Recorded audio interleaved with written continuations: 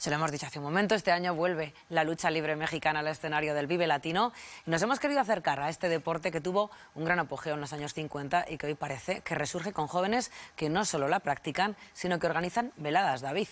Así es, yo, si soy sincero, desconocía el nivel de atracción que tiene este deporte, espectáculo. Ahora hablaremos con Raúl Turón, que es el presidente, buenas tardes, de esta asociación de wrestling en Aragón, sí, que empezó en 2021, que ahora sois 20 socios, sí, y que cada vez parece que atrae a más gente, ¿no? Sí. Cuéntanos cómo surge la idea de tener esta asociación y de practicar wrestling. Pues a ver, siempre nos ha gustado muchísimo la lucha libre, sobre todo a mí desde lo que era la época de Hulk Hogan, Macho Man y el Enterrador. Pues todo ello siempre ha sido pues como algo diciendo, jolín, cómo me gustaría poder hacer algún movimiento, alguna cosa.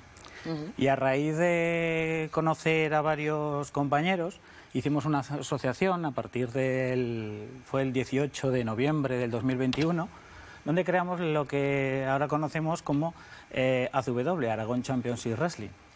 Entonces, a raíz de eso, pues ya lo consolidamos como asociación el 15 de marzo del 2022 y ahí pues hemos hecho unos pocos shows, que la gente ahí está contenta y se lo pasan muy bien. Claro, a mí me surge una duda. Sí. Uno puede tener un interés, pero claro, ¿cómo se difunde? ¿Cómo se da a conocer este deporte para conseguir, pues bueno, crear un grupito dentro del que se pueda practicar? A ver, lo que hoy tenemos con mucha facilidad son las redes sociales. Entonces, haciendo mensajes, poniendo mensajes o promocionándonos, es como hemos conseguido que la gente nos vaya conociendo. Las redes sociales hoy en día nos influyen muchísimo en el tema de, pues eso, la comunicación, el llegar a más gente. Entonces, la gente que le gusta este deporte y encima ha querido venir a practicarlo, pues se ha puesto en contacto con nosotros. Bueno, hay que decir que es una asociación que al final lo que incentiva es esa sensación de espectáculos que dan las veladas, pero para ello hace falta un trabajo previo durante la semana de entrenamiento, de esfuerzo físico, de coreografías y de creación de personajes. Si te parece, Silvia, vamos a dar paso a uno de los luchadores que hay en esta asociación. Es nada más y nada menos que un hombre que es mejor no encontrárselo en el ring porque es el Señor Peligro.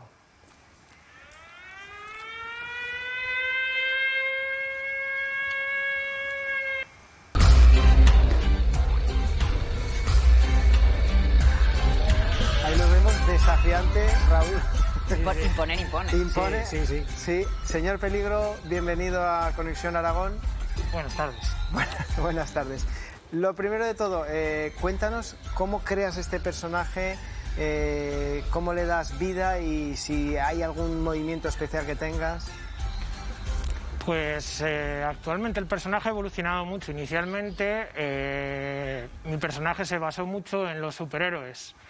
Actualmente, tal como he dicho, mi personaje ha evolucionado hasta el punto ahora en la lucha libre hay, digamos, por ejemplo en México se conoce como los rudos y los técnicos, aquí podríamos decir como un héroe y el villano. Actualmente yo estoy en el equipo de villanos, vamos a decirlo, soy malo. Y la primera instancia en la que me inspiré fue en los superhéroes. Mi primer traje era con un color más vivo, más estilo Batman o Superman, con capa y demás. Esa fue la inspiración inicial para mi personaje. Ha ido evolucionando hasta el punto de lo que veis ahora. Unos colores más oscuros y más, vamos a decir, lado psicótico, por decirlo de otra manera. Oye, y por ejemplo, claro, antes de cada batalla, de cada pelea, imagino que también, claro, hablábamos de coreografías. ¿Se plantea un poco o se deja al azar quién gana? No, se plantea. Al final tenéis que pensar en la lucha libre. Está predeterminada, hay un guión, se sigue un guión. Evidentemente se improvisa también dentro de las luchas, ocurren a veces también improvisaciones, pero hay un ganador predeterminado, salvo que haya una instancia en la que ocurre algo extraño, siempre se sabe quién va a salir victorioso. Eso en todos los combates. Raúl, imagínate que yo ahora me aficiono al wrestling y quiero ir a practicar a vuestra asociación. ¿Qué debo hacer? ¿Qué es lo primero que me enseñáis a hacer? A ver, lo primero que enseñamos son las cosas básicas. Lo que aprende incluso cualquier luchador y hoy en día sigue entrenando por muy profesionales que sean. Que son lo que son los rodatines, comúnmente conocidos como volteretas. Luego las caídas básicas, porque tenemos 4 tipos de caídas básicas principales que todo luchador, o todo, mejor dicho, alumno tiene que aprender, ¿vale?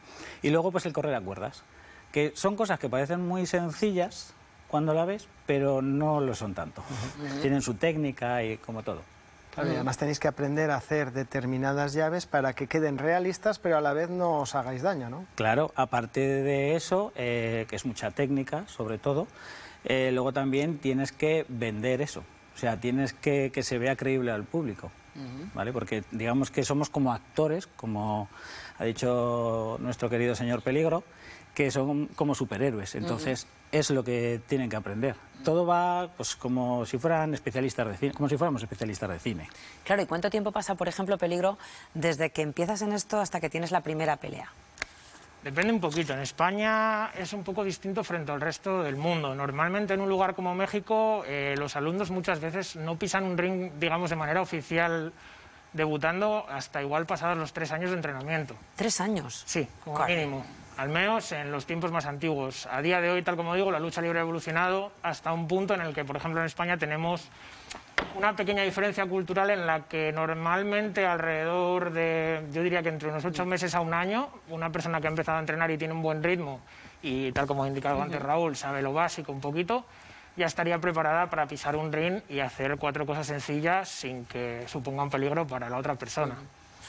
Mira, fíjate que me están diciendo los compañeros de control que están viendo a un golpetazo que lleva el señor Peligro, porque, claro, implica un riesgo y luego hay que decir que todo esto hay que llevarlo delante del público, que a vosotros lo que más os gusta, ¿no? Las veladas que habéis organizado ya aquí en Zaragoza, ¿no? Sí, sí.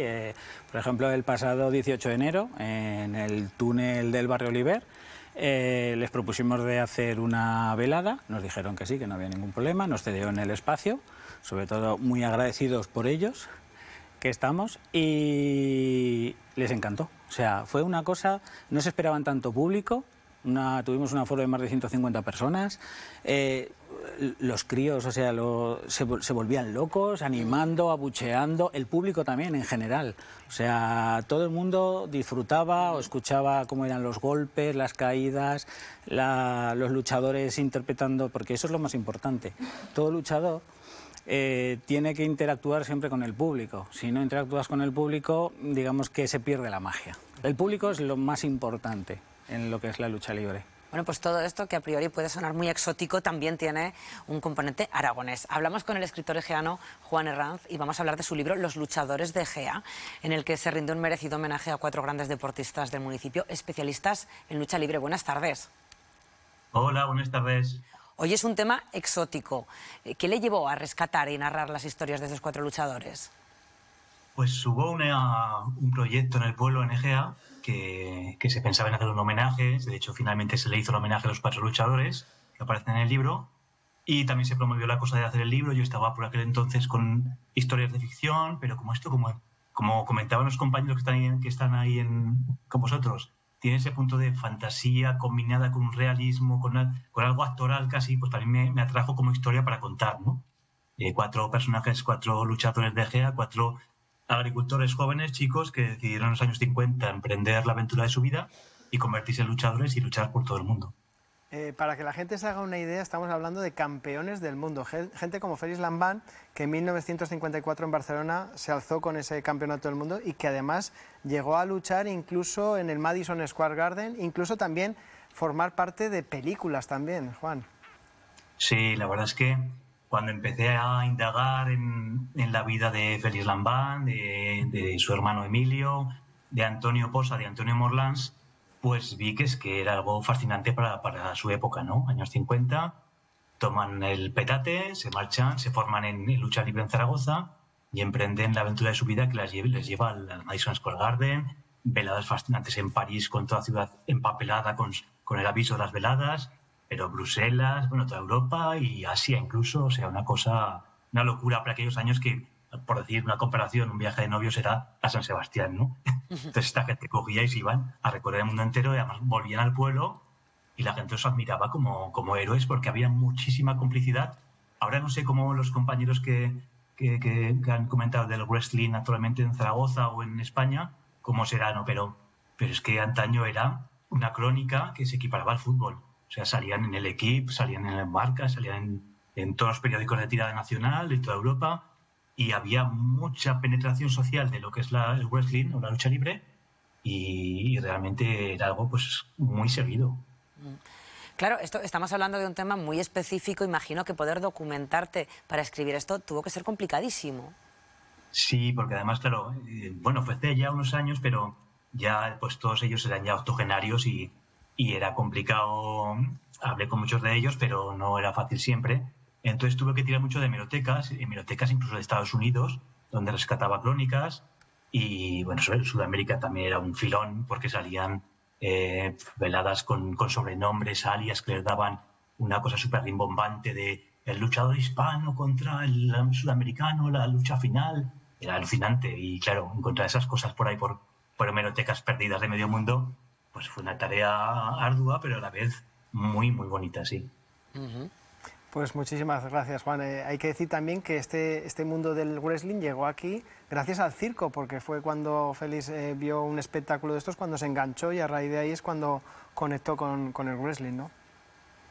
Sí, sí. Bueno, esa parte no lo sabía tanto, pero bueno, yo sé que se formó en lucha libre ahí en Zaragoza, en un gimnasio, y claro, como también la lucha libre está un poco imbuida por los circense, por el show, pues sí, va un poco en paralelo, y me imagino pues, que por ahí también abriría un poco su intención de hacer lucha libre, ¿no? Pero vamos, fue algo espectacular realmente, sí. Pues muchísimas gracias por habernos regalado todo este conocimiento sobre los luchadores egeanos. Gracias. Gracias a vosotros, hasta luego. Claro, yo tengo una duda, porque claro, para ser un luchador, para hacer este tipo de lucha, hay que tener forma física, pero también capacidad interpretativa. No es fácil. Entonces yo me imagino que serán muchos los llamados y pocos los elegidos al final. A ver, hoy en día pues, todo el mundo puede interactuar y puede hacer como si fuera una obra de teatro. Lo bueno es que muchas veces la gente que a lo mejor cree que es muy introvertida en la realidad, luego ahí es de otra manera. Entonces, si tú ves siempre que esa persona puede ser de otra manera, o sea, como más abierta, siempre es mejor. Claro, aquí hay otra cosa, peligro, esto ya se lo pregunto a usted directamente. Aquí hay seguidores, fans, eso también está muy bien. Sí, a ver, en principio, en mi caso, por ejemplo, yo siempre digo una frase que es que esto hay que hacerlo para el público. Evidentemente uno tiene la satisfacción de lo que hace, porque no lo hacemos a disgusto, estamos aquí por placer, lógicamente. Y sí, hay seguidores y demás. A ver, la fama como tal, describirla, no sé cómo la describiría. Pero sí tenemos una pequeña, por ejemplo, un pequeño, digamos, grupo de seguidores que ya les podemos llamar habituales, que puedes ver sus caras sí, eso es, groupies, que puedes ver sus caras en diferentes shows y decir, tú has estado en el anterior y demás. Ya te conocen un poco más. Muy activo porque estamos viendo imágenes como abuchean a algunos de los luchadores. Supongo que el señor Peligro será víctima de esos abucheos. Sí. Pero bueno, hay que decir que vosotros también lo que estáis buscando ahora es que la gente joven se enganche, ¿no? Sí. Habéis puesto un vídeo en redes también para que la gente sepa dónde estáis, las redes sociales que son muy importantes. Sí, que nos conozcan. Estamos en la calle Braulio Lausín, número 5, local. Veréis ahí un local rojo con el cartel de la asociación, de ACW. Y cualquier duda que tengáis o algo, también tenemos todo tipo de redes sociales, Instagram, TikTok, Facebook. Poneos en contacto con nosotros y el que quiera venir a probar y a ser luchador o intentar serlo, pues invitado está. Silvia, ve pensándote un personaje. Yo ya voy en ello. Señora Peligro. Yo estoy pensando el color.